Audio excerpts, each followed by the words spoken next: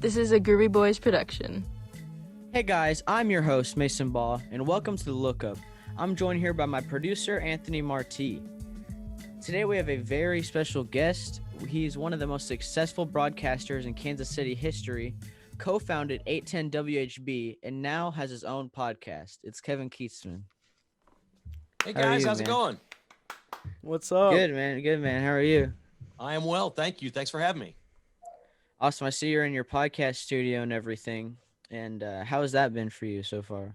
Well, it's a little bit of a makeshift studio for me at this point. We're in the process of building a new house, so when that's done, I'll have the whole thing built out just how I like. But I've soundproofed the room. I bought some equipment. We're up and running. We started the podcast daily a week ago Tuesday, which was the day after Labor Day, and we're getting ready to cross over 50,000 downloads. So it's gone it's gone way better than I thought it would. I had no idea what to expect, but people are logging on to kkhasissues.com or checking it out on Apple Podcasts or whatever, and we're talking about sports, politics, and life and having a great time.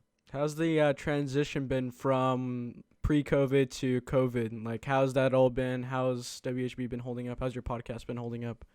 Well, the podcast is relatively new, so we're kind of in the age of COVID, and I've adjusted for that. I was not working much during the beginning of COVID. In the start of this thing, I was not working for quite some time with Sports Radio 810, and I've really enjoyed the podcasting. I can talk about whatever topic I want. When I was doing 4 hours a day on the radio, I used to say in-house, not necessarily on the air, we joke, we did a great hour today. We had a 4-hour show and did a great hour. Like there were 3 segments or 4 segments that were really good. And some of the others kind of fell flat, or they were about topics we didn't really want to cover, or they weren't that great or whatever. With the podcast, it's just the meat and potatoes. It's the good things that I want to talk about. Whatever the big stories of the day are, we address on the podcast, and we really don't have much of that filler. We're not sitting here playing game shows and doing trivia questions and stuff like that. It's issues. I like to talk about issues in sports, issues in life, issues in politics, and that's what we're doing. It's really cool that you get to talk about what you want to talk about now. For sure, on a podcast, that's your own setting and everything. It's cool. Well, you guys get to too, right? You can Yeah. talk about whatever you want. Yeah. Right? So, just going back to the beginning of your career, I think we all want to know, where did you get your start in broadcasting? Man, I started when I was like 7 years old, and I don't even know if you guys know what a cassette tape is. Yeah. But I had this little recorder. It was about that big, a cassette recorder. And I used to go to, like 2nd or 3rd grade basketball games and stuff, and sit in the stands and try to call play-by-play into the microphone of this little tape recorder and go back and listen to it. It was horrible. At the time, maybe when I was 10 and was doing it at football games, I'd go to Shawnee Mission North High School games on Friday night, sit up in the corner of the stands and try to call a game. There was a broadcaster named Howard Cosell, who was maybe the most important person to create for the NFL what the NFL is today that was not a player or a coach. He essentially created Monday Night Football.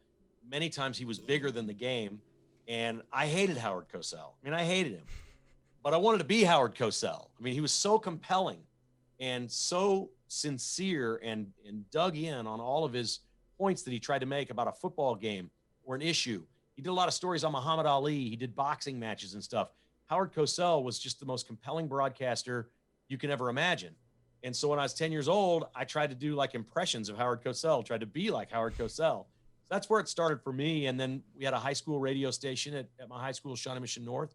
I went to Kansas State. The main reason I went to Kansas State was, as a freshman, you could get on the air on the radio.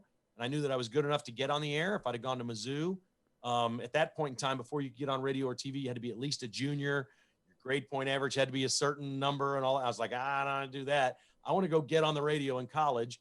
I'll take the other classes, but I really want to, work on my craft, my skills. So it's really been a lifelong thing for me. I played sports for a long time, but I always kind of knew I wanted to be a sportscaster. That's really cool. And you spoke about how you had multiple sports you were like trying to, broadcast and call play-by-play as a 7-year-old. So like, what is your favorite sport now? And like through your career, what has your favorite sport been to cover? Well, you guys don't think this is weird. My favorite sport to cover now is golf when I go there, because I play a lot of golf, and there's something dramatic about golf that there's no coach, no team, no anything. It's you either hit the shot or you don't, and there's nobody else to blame. And to me, it's very dramatic. Okay. that's for me covering a sport. My favorite sport is football. Growing up, my favorite sport was always baseball. I think that's just a reflection of growing up in Kansas City. When I grew up, when I was 7 years old, the Chiefs had won the Super Bowl a couple of years earlier. But when I was 7, they just went in the tank. They just fell off a cliff, and they were never good. And the Royals were good the entire time of my upbringing. So, and I played baseball. I was a much better baseball player than football or basketball. I'm a stick and ball guy. So baseball was my sport, but it pretty quickly became football in the 80s when Dan Marino came on the scene. Dan Fouts was playing in San Diego. The Chiefs weren't very good, but they had a quarterback named Bill Kenny that threw to Carlos Carson, and he racked up a lot of yards. They lost a lot of games. Once football started throwing the ball, I was raised on Nebraska and Oklahoma around here. We're playing football, and they'd each throw it like 5 times a game and just sit there and run it at each other.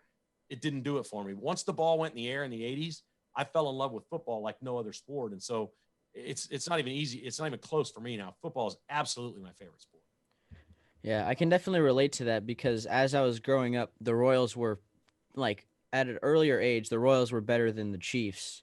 And my favorite sport is baseball for the first probably 11 years of my life. But then once the Chiefs got Alex Smith, once the Chiefs were a consistent like playoff contender up until now, football's been my favorite sport by far.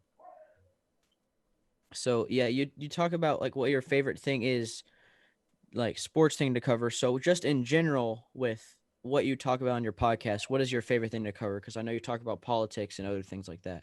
We do talk about politics. I was raised in an era and tried to impart on my children individual responsibility. I think we're all responsible for ourselves. If you want to make it in the United States of America, you can. Go get it. There's nothing in your way. You want to be a sportscaster? Go be it. If you want to start a business, go try it. Whatever you want to do, go do it. So the fundamental principle of what I talk about, either politically or in life, is about being the best you can possibly be at whatever you do. Maybe work isn't very important. Okay, work was always important to me. For some people, work is not as important. They want to spend as much time as they can with their children. For me, it was a balancing act. The career, the family, the children, all the activities and things like that. I balanced that. That was my choice. I didn't go over the top and spend all my time working. I see a lot of people in our industry and in a lot of different businesses that's all they do, that they work. And they maybe don't spend time with their kids. To me, it's always been about balance, but I've always been driven to be successful. I want to be the best I can be at whatever it is that I'm doing. And I don't try to take on too many projects because I don't think you can give enough time to a whole bunch of different things. So whenever you hear me talk about politics, whenever it's an issue, whether it's related to the social unrest in this country or the things that are going on, to me, it always comes back to what is your worldview? What is that you want to do every day when you wake up? Are you looking for someone to help you? Are you looking for a handout? Do you have a grievance? Do you think whatever's happening in your life is somebody else's fault? Or what I've chosen to do is wake up and say, I've had really bad days. I've had bad things that have happened in my life. I've never blamed anyone else. I've gotten up off the mat. I'm going to go take care of this myself. I've got this. And that's the way I live. I didn't turn into Bill Gates and become a billionaire or anything like that, right? But I feel pretty good about my body of work, about what I've done in my career, the way I've raised my children. And I do try to wake up every day and be a little bit better than the day before and control my own destiny. That's the core of everything that I think politically. And I think it really in this country today is what really divides the two parties, whether you're a Democrat or Republican. I think there's a big dividing line there of how you view the world. Is there something wrong in the world that's keeping me from being more successful? Is somebody keeping me down? Or can somebody please give me something? I deserve it. Or do you get up every day and say, I'm going to go kick some butt. I'm going to take care of this myself. That's what I chose to do. And I firmly believe in this country today, anybody that works hard, regardless of level of education or intelligence or whatever, if you're willing to get up and put in the work, you can go make it in this country. You can live in a nice place. Okay. You may not live in a mansion. You can live in a nice place, make enough money to raise your family and teach them right from wrong and do something good in the world. You don't have to live, in my opinion, unless you are ill, whether physically or mentally or whatever. There certainly are people with certain circumstances that cannot do this. I'm talking about healthy people. People that are healthy can get up and make it in this country like never before. And I just strongly believe in that. I think you really reflect that in your podcast. I've listened to a few episodes. My dad, I'm pretty sure he listens to every episode. So Tell him I said thanks. I like that. Yeah, of course. So getting a little deeper into your podcast, what is the meaning behind the name of your podcast, which is Kevin Kietzman Has Issues? Well, everybody asked me that. And I had a year to come up with it. I couldn't work for a year. I had a non-compete. So I sat out for a year and I thought, well, if I do this, am I going to name my podcast the same thing as my radio show? And I thought, why would I do that? So people that don't like me, and there's a lot of them, they think I have issues. They're like, dude, that guy's got issues. What's wrong with him? They just don't see the world the way I see it. They think I've got issues. I like to talk about issues on my show. So for me, it reflects a positive thing. I've got issues. I'm going to talk about issues on my podcast. And for the haters out there, they think I've got issues. So I thought it was perfect. My wife thought I was crazy, but everybody I talked to says, that's the greatest podcast name we've ever heard. It fits you perfectly. And I said, exactly.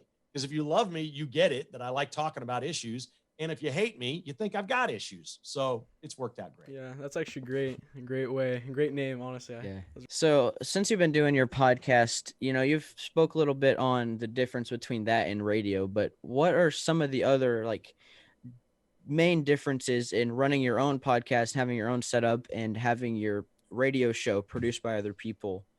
What has that been like? Well, the first thing is it's not live, and I don't really have the deadlines that I had. I spent 35 years working in media. I was in TV before radio, and I did sportscasts at Channel 4, and the sportscast would come on at 10:22 at night, and you better be sitting on that set with your microphone on, your makeup, and your hair combed, ready to do that thing at 10:22 because it's all live. So I've been accustomed to doing live, and I kind of missed that part of it. There's some post-production, as you guys know, in a podcast, things that you do. I don't do a lot. Mine isn't overly produced, but I do have a little bit. I have advertisers, so we have to do some commercials, and we work in some music and some things like that to make it sound as professional as I can.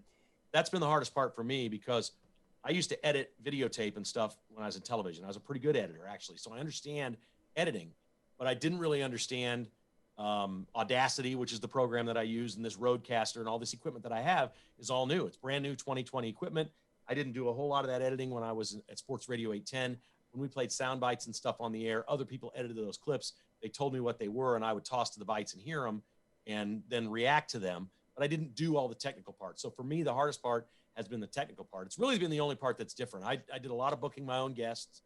I always found my own topics and subjects. So I was always in control of that. I never pushed that off on anyone else. I wanted control of the content of what was on the show. So that part isn't different, but doing a podcast and recording things and then editing around them and sometimes having mistakes and things like that has been totally different than anything in radio. Has it opened your eyes a little bit to the people that work as editors or producers at radio stations or other things, like what they do? And have you really gotten I'm sure you've gotten another different perspective on things like that. It would be nice of me to say yes, but I worked with those people for so long. The answer is no, because I saw what they did and some of the things that they could do. And again, the first 12 years of my career, I was an editor. It was video and audio, but I spent a lot of time editing, and I was a sports producer at Channel 4 before I was on the air. So my background was in all of that stuff. So I certainly have always had appreciation for everyone that does that. I can't lie to you guys. I can sit here and say, oh yeah, I really, no. I knew what that stuff was all about, and completely respect those folks that do that. It's amazing. And I wouldn't have made it. Todd Lebo, Danny Clinkscale, these guys I worked with all these years at Sports Radio 810, wouldn't have made it without them, man. They're terrific. Yeah, for sure. So I read an interview where you said that you hope to go back to radio, and I'm just kind of wondering, now that you have your podcast all set up and you have a very, very active fan base on that, what do you think your future is like? Do you think you would return to radio, or do you think you would stay at this new medium that you've kind of cashed out on? Mason, I guess you have just asked the best question I have been asked in a year. That is really a remarkably good question. And I think the interview you're talking about maybe was in June, where I said I hope to get back in radio someday. And now I've been doing this podcast for about 2.5, 3 weeks. And I don't know if I ever want to go back to radio. I don't know. I won't say I won't. I love the medium, and I do miss the live part. It would have to be the right circumstance, and I'd have to have control of the content, certainly.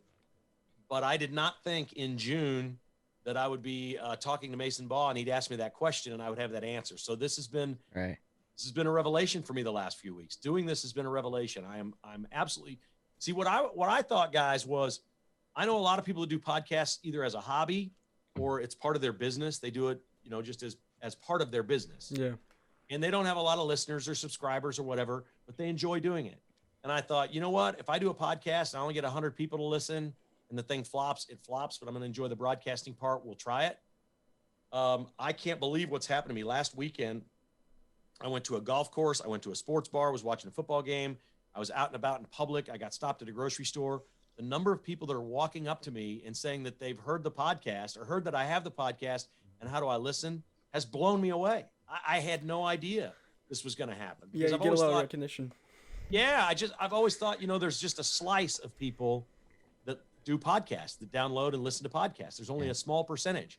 It must be growing leaps and bounds because I'm hearing from people right and left that they're listening, and it's awesome. Podcasts, they get a lot of listeners. I mean, there's sometimes like you're surprised, but like you just randomly get so many listeners, so many downloads. Like on Spotify, we get listens, and like it's kind of like it's different. It's a different type of thing to do for sure. Because I mean, everybody listens to podcasts at this point. Like I think it's gone. We've kind of talked to some people in the past. They're like talking about podcasts and radio and how maybe possibly podcasting would become the new thing. I mean, it's just I think that honestly within the next 20 years, radio is going to be at this point like much less popular than podcasting would be, because I'd rather sit in a car, listen to a podcast rather than drive and listen to radio at this point. I don't know. Because you can select what topics. Everybody has their own topics they're talking about. Everybody has their own genre, their own niche that they're talking about with podcasting, and that's what you can't get with radio. You never know what you're going to get with radio, but when you're with podcasting, you know exactly like what they're about to talk about or something that's going to interest you or anything of that sort. I just think podcasting at this point, like it's.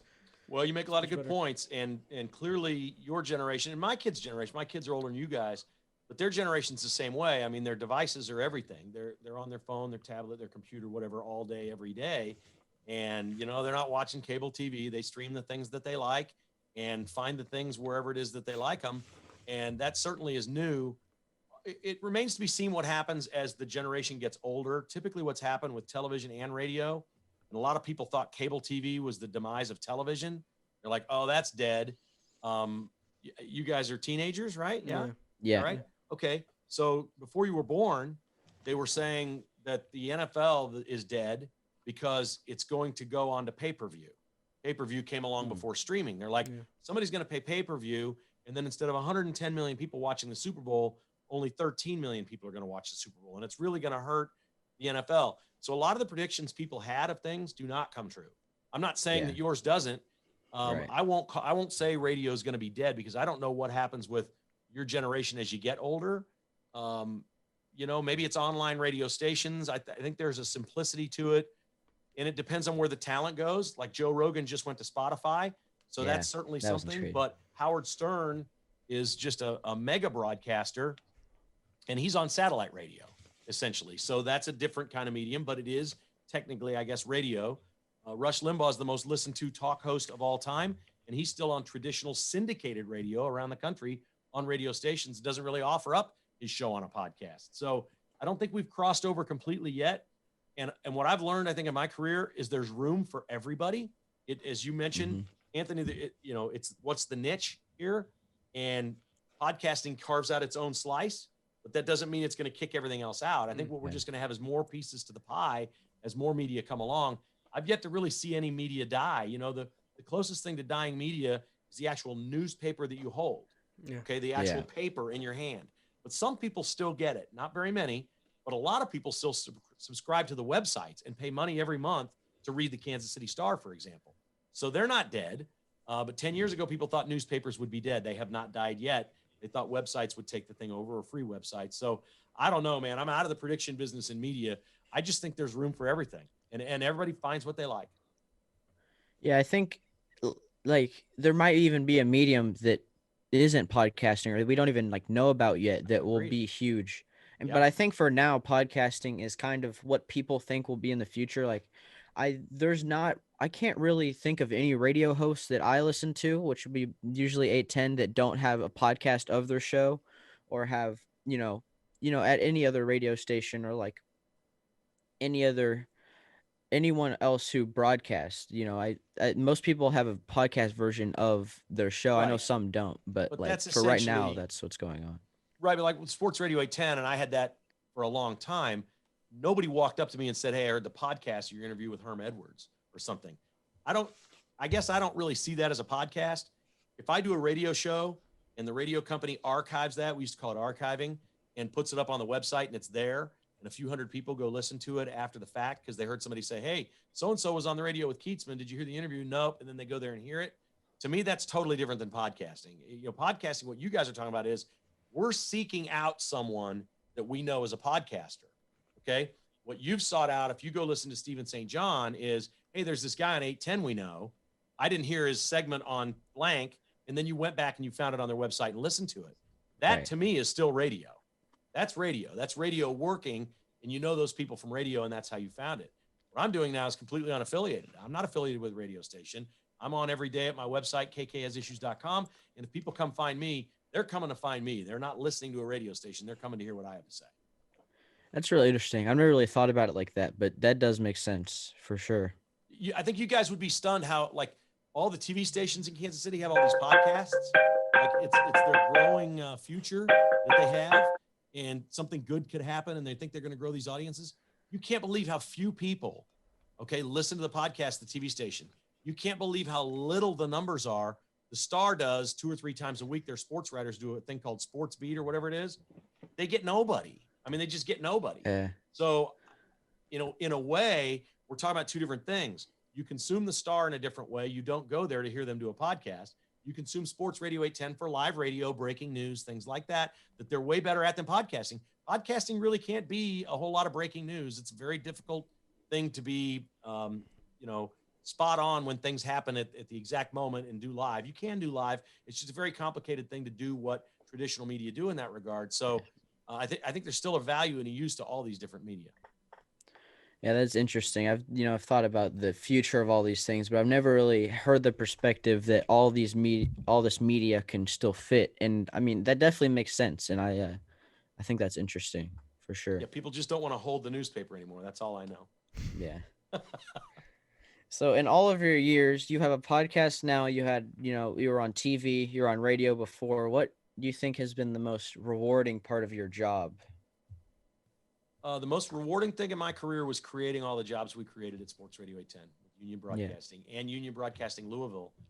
I was there and a partner for almost 23 years, and we created hundreds of jobs. And, broadcasting's great and it's fun. If you want to say, what was your impact? We did some nice things with the show. I think I was instrumental in helping get the Sprint Center built. We did the fan walkout in 1999 before you guys were born about the disparities in revenue in Major League Baseball. That was a big moment. It got national attention. We did a lot of good things on the show. To me personally, none of those were as gratifying as creating the jobs that we created and creating opportunities for people to come work at a brand new company in something that has never happened before. We were the first sports radio station in Kansas City. I left a very good, stable television job as a leap of faith. A lot of people thought I was crazy to go into radio and become a partner in this really small business. We grew it into something pretty good, and a lot of people were able to work there. We've done a lot of great in the community, giving back. To me, that's simply the most rewarding thing I've ever done.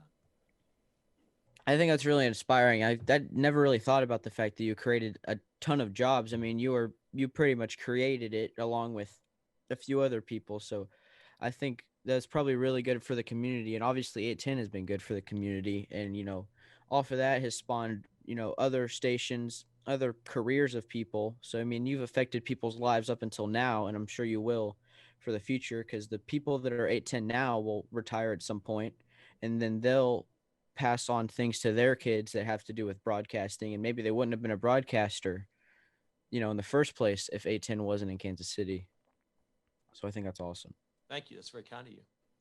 Yeah, so at the end of our show, we have a few quick questions, and we have a recurring segment at the very end. So I will just ask you, we asked this last week to Rob Collins of Fox 4, and I think we're going to keep asking this question for everyone from Kansas City because I think everyone has perspective on it.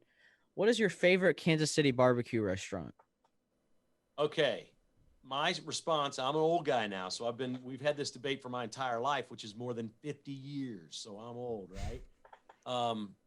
My response to that is, what item am I ordering?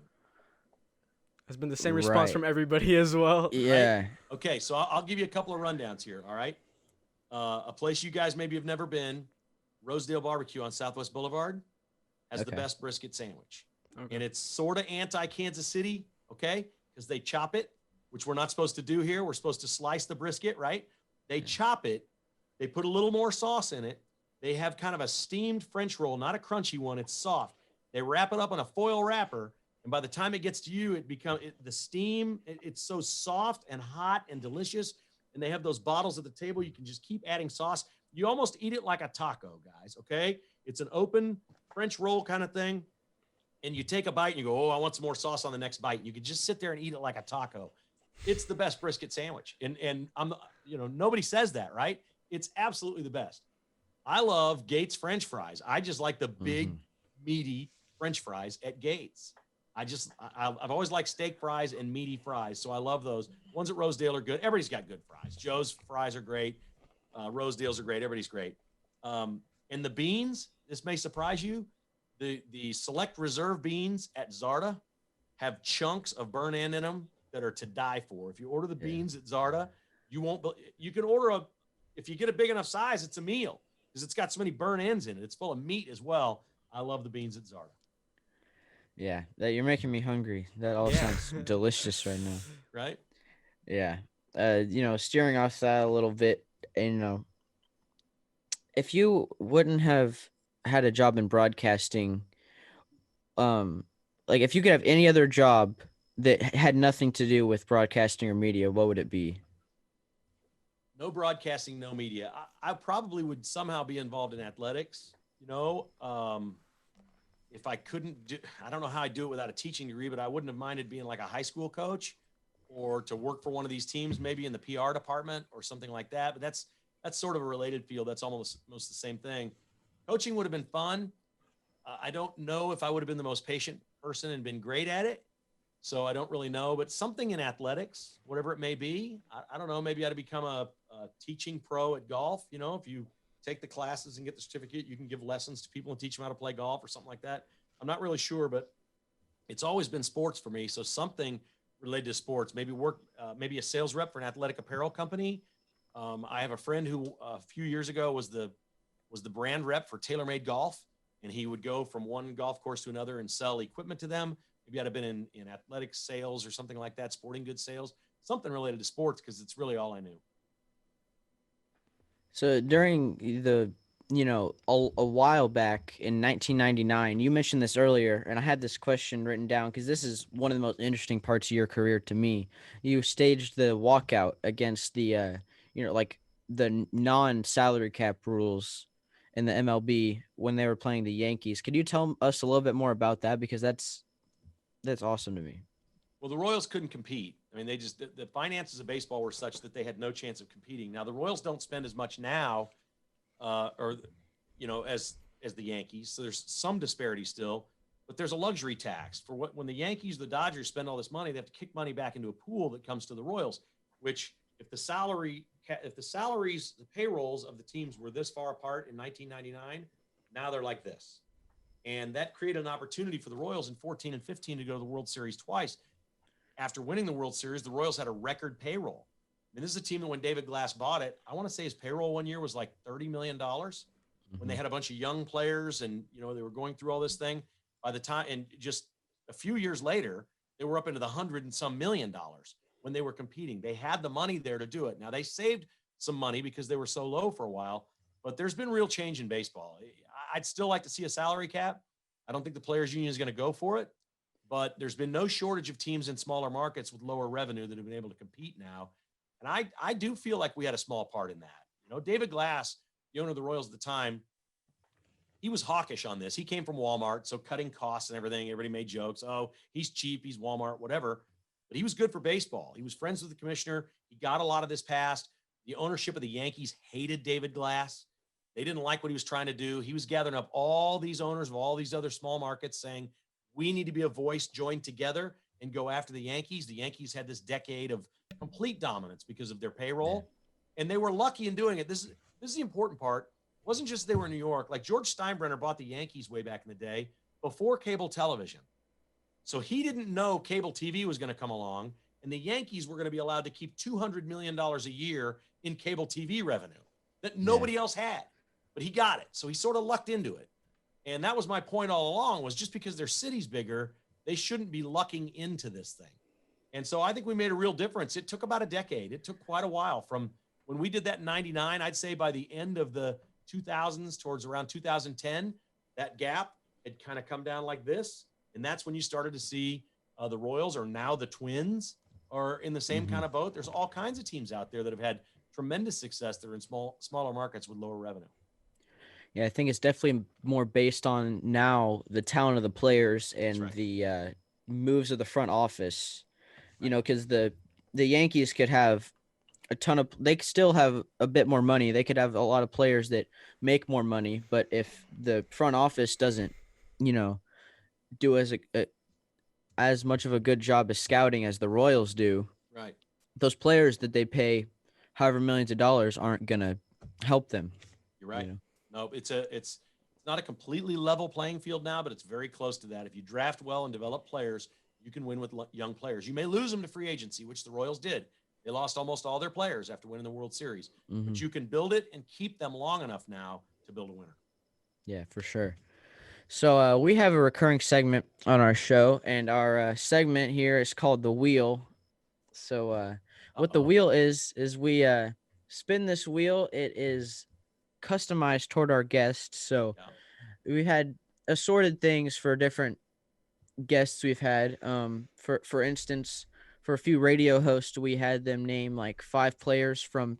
I had a wheel of all 32 NFL teams, and I had them name 5 players from one team, because you know that's a little bit more of a challenge than yours is going to be. But I just I will share my screen, and the wheel will be up here in a second. I don't have to eat any dead bugs or anything when this is over, do I? I don't think so. Okay, so it's not a challenge where I have to eat something gross if I don't get it. No, this isn't as much of a challenge as some people's were. So this is a wheel, and it's just kind of some assorted things I kind of wanted to hear your opinion about. So I'm just gonna spin the wheel, and whatever it lands on, I just want you to give like a little bit of like your insight of what you think about whatever topic. Okay. For the first time now.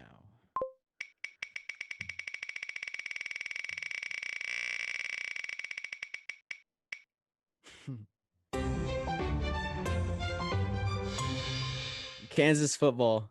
Okay, so I'm just supposed to rant? Whatever you want to do. There's no question. I don't think Les Miles is going to get it done at Kansas, and last week was not good. I mean, just getting pounded like they did in the first half against Coastal Carolina was an ugly look. Now, we're in a season of COVID. You know, there's a lot of players that can't play. There's a lot of things going on. I do think if Kansas played Coastal in 6 weeks, they'd probably beat them. I'll knock wood and say probably. I don't see it with Les Miles. He doesn't seem all that coherent to me at all times, which means his assistants are probably doing a lot.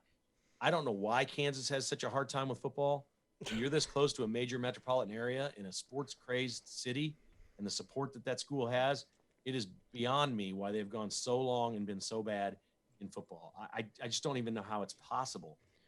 Maybe, you know, there used to be a school of thought at basketball schools that the basketball program kept the football program down because they wanted to remain the big thing on campus. I don't know that happens at Kansas. I do know that systemically within the athletic department, basketball is 99% of everything, and the other 1% is all the other programs as an afterthought. Probably can't treat football that way.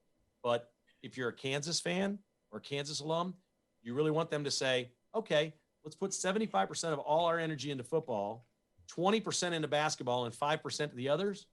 Probably not, because you don't want to risk anything in basketball. So I think that's a big deal. Yeah, I mean, there's been basketball schools that have succeeded in football, or at least haven't been like bad teams, I guess. So yeah. They can't even use the excuse that K-State could have used last week, because K-State was missing like half of the roster for that game. It's still an excuse when you're up 21-7 at home against Arkansas State. And you know, number 9, Adams, the receiver, is killing you. Hello? Yeah. Can you put a safety over on him? How about you double team him so you don't lose on this play? Oh, no double team. He's just out there against a corner that he's a foot taller than.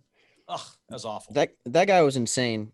Yep. I want to make like a highlight reel for that guy. I feel like that guy's going to be in the I'll NFL. take him on the Chiefs right now. Yeah. Oh, how many times are we doing this? We'll make this the last one. Jared Rams Goff. quarterback Jared Goff.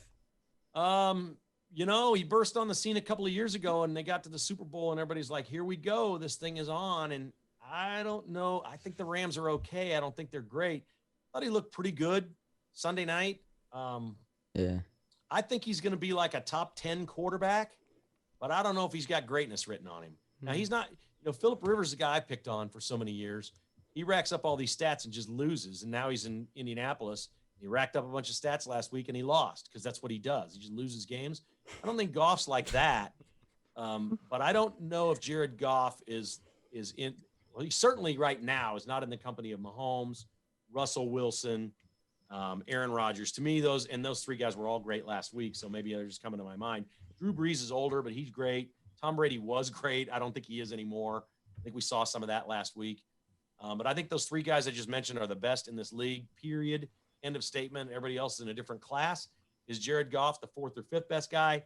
I really don't see that yet. I think he's about a 10th best quarterback in the league. There's kind of a joke with my friend group, kind of like, oh, we hate Jared Goff. I think a lot of people dislike Jared Goff, but what that really stems from is whenever the Chiefs lost, it was 55-53, that insane regular season game. And I feel like the Chiefs now obviously have shown that they're a better team than the Rams, and I feel like we should have won that game, especially with our defense improving so much. There you go. So, all right. Well, yeah, that was the wheel.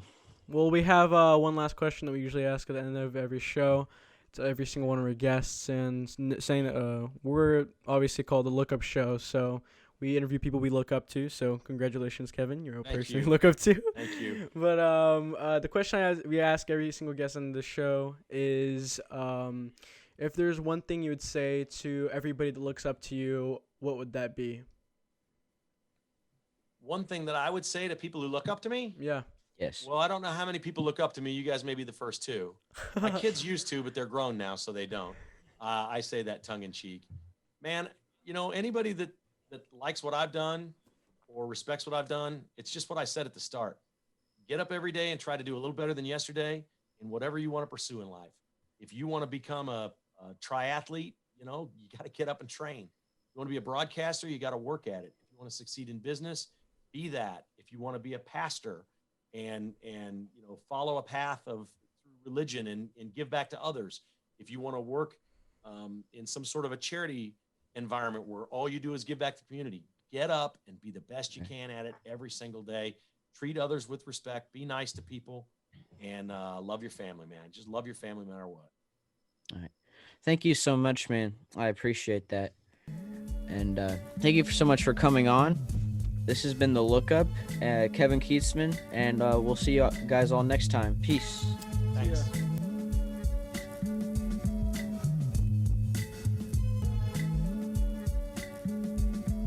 This is a Groovy Boys production.